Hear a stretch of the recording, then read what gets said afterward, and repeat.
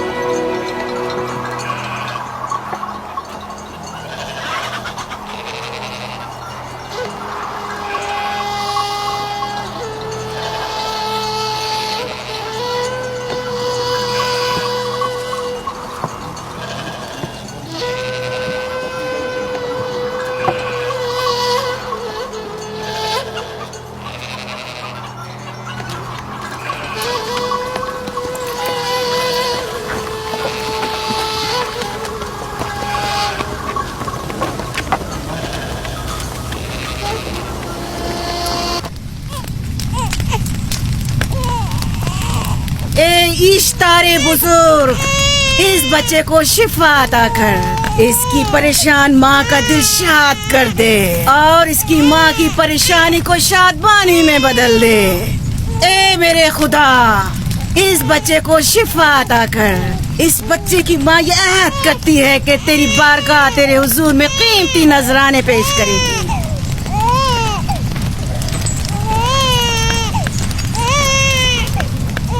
मैंने इश्तारे अजीम से तुम्हारे बच्चे की जिंदगी की दुआ की है, उसने मेरी दुआ सुन ली। जाओ और अपने बच्चे की इस तरह तरबियत करो कि वह बड़ा होकर इश्तार का पैरोकार बने। आपकी और इश्तारे अजीम की बहुत बहुत मेहरबानी। इश्तारे मेहरबान पे दुरूद सलाम हो। आपकी बहुत बहुत मेहरबानी। मेरा बच्चा मौत के दहाने पर था, आपने उसे नई जिंदगी बख्शी। इश्तारे अजीम बुजुर्ग, इश्तर को सलामत रखे, इश्तर की हिफाजत फरमाए।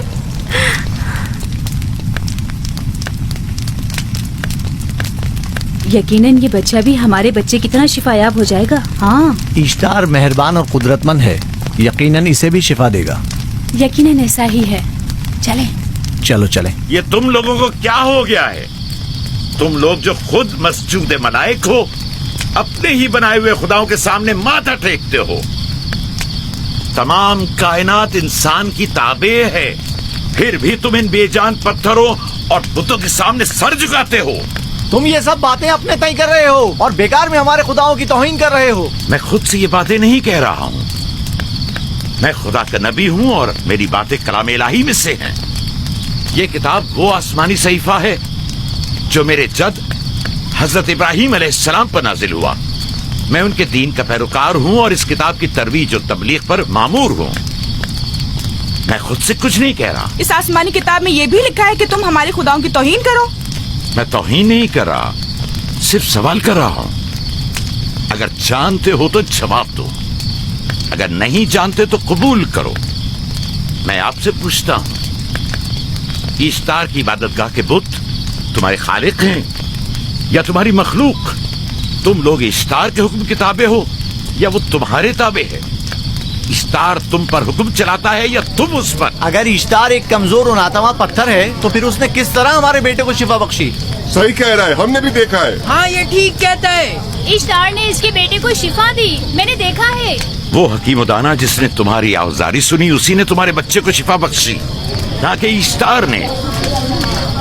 तुमने अगरचे गैर खुदा से लौ लगाई और गैर से ही मदद तलब की, लेकिन वो जो तमाम बंदों के हालात से वाकिफ है, उसने तुम्हारी हालत ज़ार पर रहम किया और तुम्हारे बच्चे को जिंदगी बख्शी।